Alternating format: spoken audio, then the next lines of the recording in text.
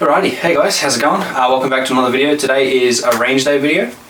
I've just come off night shift, so I've got my week slightly free, and on Wednesday from 2 to 6 p.m. the Bathurst rifle range opens up. So I thought I'd start the video off with doing a bit of a showcase of what we're going to be shooting today. So obviously we're going to be shooting the rifle we saw in my Outdoor Adventures video. And that is chambered in .308. It's just a Ruger American. It was the cheapest gun I could buy at the time when I first got my license that had optics as well as everything included, like magazines and whatnot, in the chamber that I wanted. So I wanted something that I could pretty much use for everything large as well. So I went with .308. Probably could have gone with .223 at the time, but at the time I was very uneducated. But anyway, we made that choice, so we've got .308. Which is one of these guys. We'll get in nice and close to the camera. That is the .308 cartridge. We are using hollows, so I find that my ballistics are much more, not accurate per se, but consistent when I shoot the Federal .308 hollow points. Let me double check the grainage on these. So these are a 130 grain projectile. Nothing massive, but I find that my aim is much more consistent. And the purpose of us shooting this today is just to check that the rifle still has zero, whether it's deviated or not, because it has been sitting in the safe for quite a while. And the reason for doing that is it just eliminates basically external factors when I'm going hunting if I was to miss a shot. And that's more so that I'm effective and I'm not cruel to animals. You know, I don't miss and leave it in pain per se. So I want to eliminate basically every other factor I can, leaving myself as the only outstanding factor, my skill. So that's the reason we'll be shooting the .308 today. And then we're going to go have a bit of fun as well. So obviously we're going for the serious aspect, but it's also enjoyable being able to go to a range and have some fun. So after we get that zeroed in, we'll have a few fun shots with .308, and then we're going to switch over to this guy, which is the AML Mauser. So this round has a lot of history behind it, good and bad. It was used throughout the Second World War and prior to that as the German military's main cartridge, hence the Mauser name. So it's very, very historically renowned, and it's a little bit bigger than the .308. It's similar to .303 British and 30-06, if you guys are familiar with things like that. Let me double check the grainage. Yeah, so these are 175 grain projectiles compared to the 130 grains that we'll be shooting out of the .308. Just do a bit of a side-by-side comparison here. If it wants to focus on them, that'd be great. There we go. We'll go over some rules of gun safety too before we do anything. So treat every weapon as if it's loaded. So that means I've got my Mauser here. I'm treating it, I know it's got no action in it, and I've cleared the chamber, there's nothing in there, but that means I'm not pointing it at anything I don't wish to destroy, which is another rule we'll get to. But I'm treating this as if I'm loaded. I'm not resting my finger on the trigger, I'm not playing with it, I'm not looking down the barrel. I'm treating this as a loaded weapon. You should do that pretty much with everything. Even if you've cleared the chamber, you know there's nothing in there, you still shouldn't really be pointing it at anyone. So that's rule number one, treat every weapon as if it's loaded.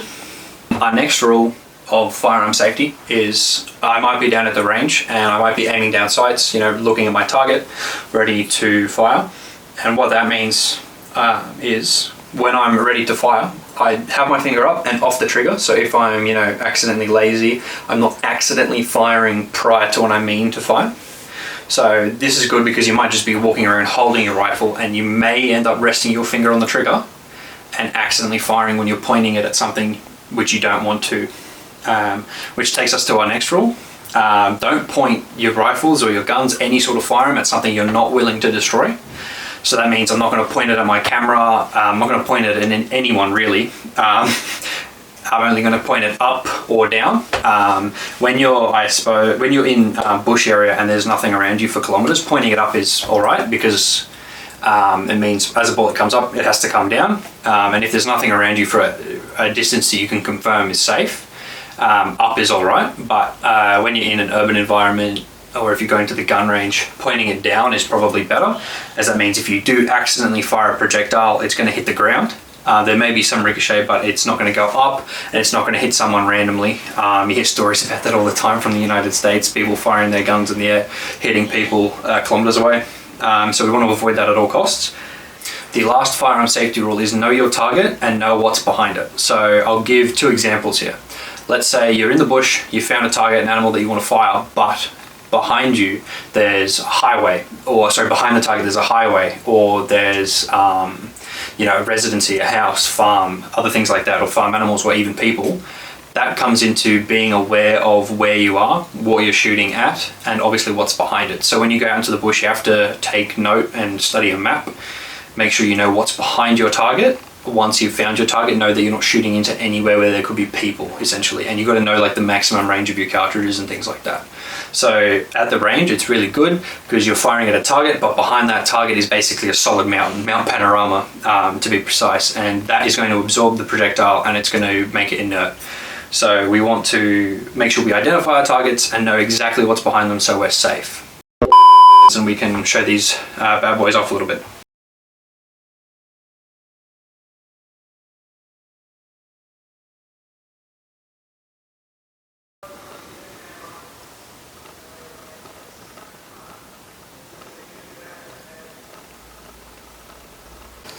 Alright, so another important thing that I should mention is when using firearms, obviously ear protection. This is not something that I take out in the bush with me, just because I like to be able to remove them quickly in here, so I usually use in-ear headphones when I'm going for a walk. But since I'm using this thing, and this thing likes to bark a lot, we're taking over-ear ear protection as well as safety glasses.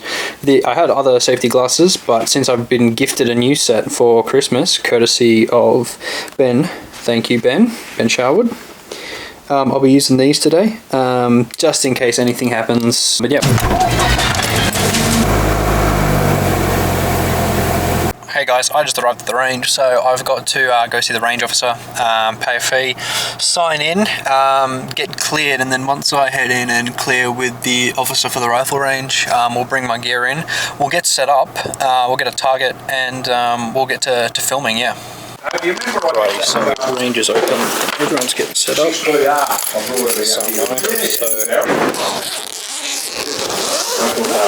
I heard they picked up. Tell you what I did just get. What's that? T3X222. Now you're talking. Ultra white. Here's the stain. Yeah. $400. Really? It cost me $100 to get the and transfer into mine. It's cost me $200. So we're at 100 metres, we'll see how we go left and right.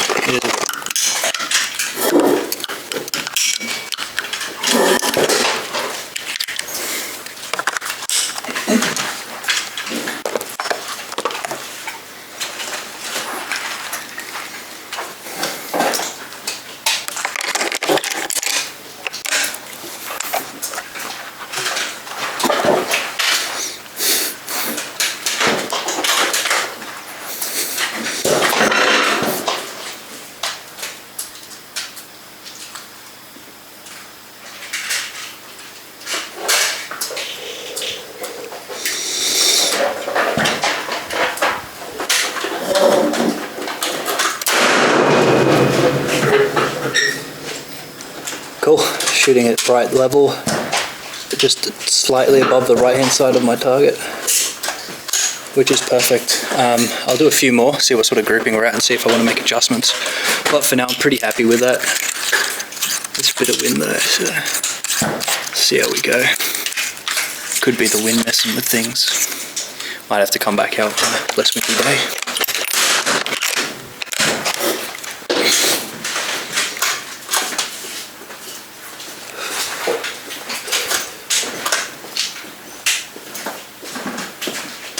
See how you're shooting there? You should have this part of your rest on the barrel. Right. Alright, so what the idea is, the barrel's supposed to be free floating. Yep. Yeah, alright, so like that'll give you the best. If you side it in the other way, Alright, let me explain vocally why I thought, or why this is what I was expected. So when you fire a gun, the bullet doesn't go in a straight line, it follows an arc essentially, like as if you were to throw a ball. Here I've put a diagram on the screen, I'll draw some lines on it, but at the 100 meter mark, my bullet is still traveling in its upward portion of its trajectory, so that means it's sighted in for a distance further than that 100 meter mark, which is what I want.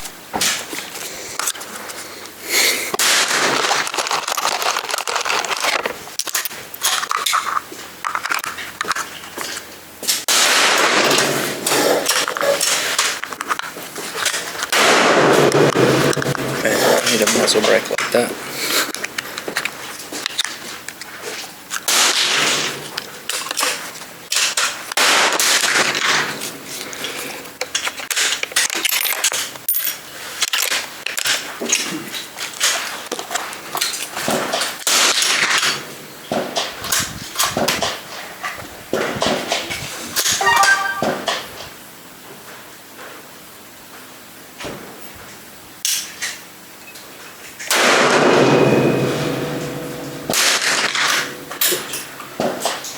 Where did that arm go? That's not the greatest position in the world for it, but...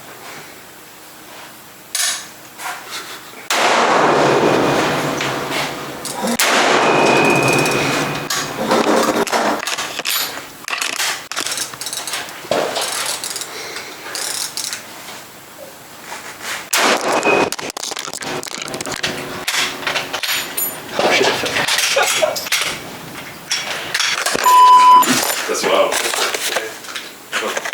Well, I'm all really hit on top of each other, and the last one, good fire up on solid. Yeah. Ruins your record. Enjoy, mate. Yeah, it's good fun. Enjoy.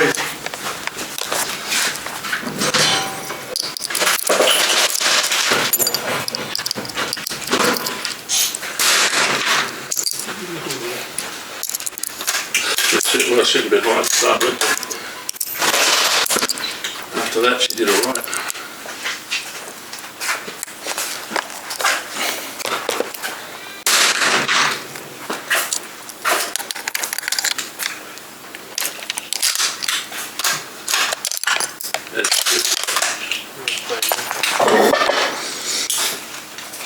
What's this one?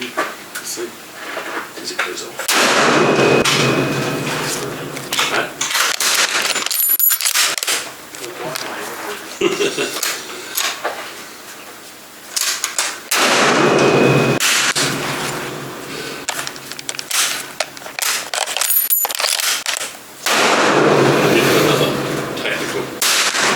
Style one just for target shooting.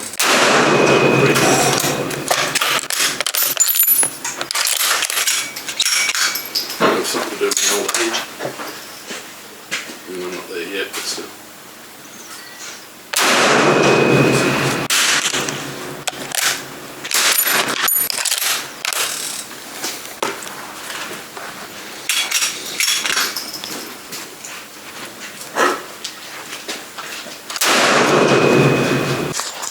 Heading up, I switched to the 98, tried gun cam out, recoil proved way too much for the 98, sorry, for the camera. It got knocked off after like my second or third shot, so we won't be doing any more gun cam. I'll try to get some cool angles though, but Ruger's shooting dead center, a bit low at 100 meters, which is good. Means bullets still traveling up, so I'm happy with that. That'll be good for longer, slightly longer distances, just got to take it into account. And surprisingly, the Mauser is not shooting too bad, but I don't want to damage these frames, so I'll bring it in a touch closer.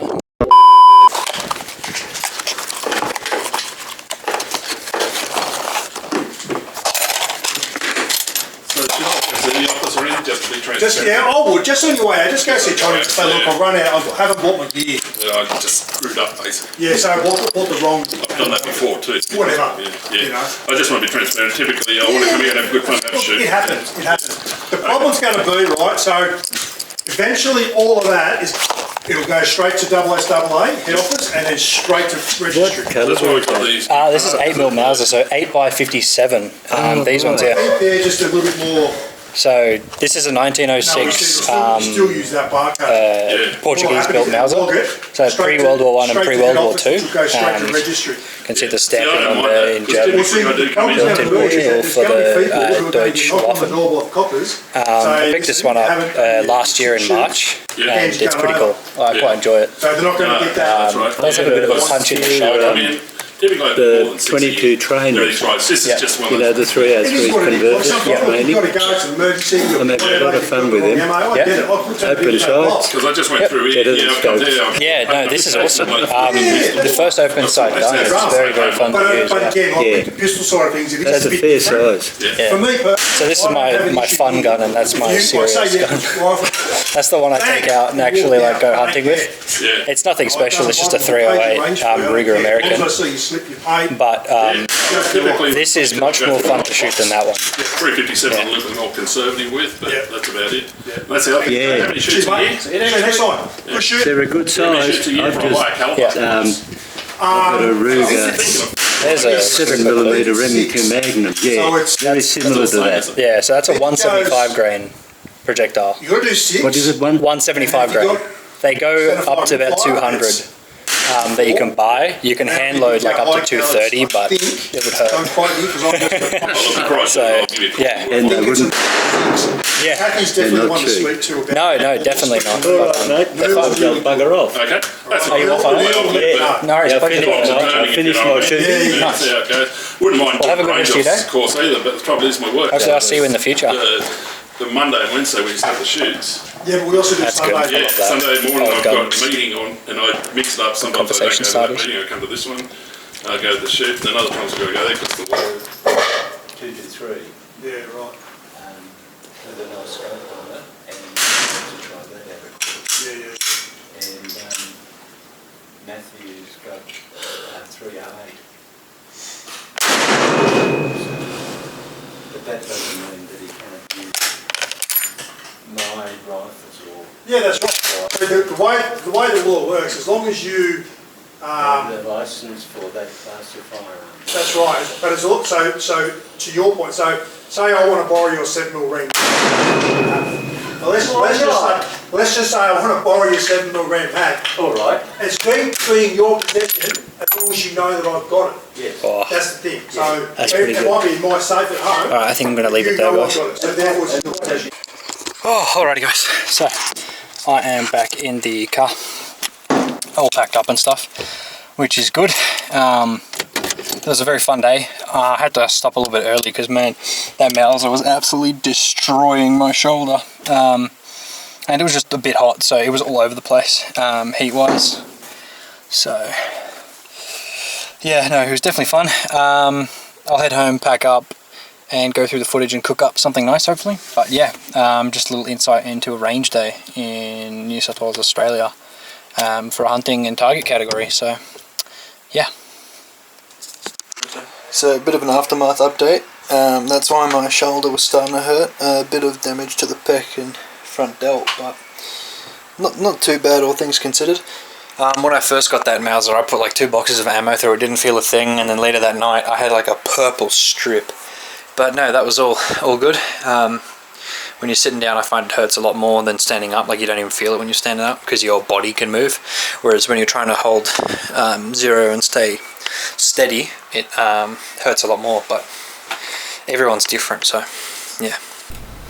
Alrighty guys, so that concludes this first range day video. I should have another one coming up soon when I go for a bit of a travel down to a farm, a bit of a private range day and a bit of a private property hunting video.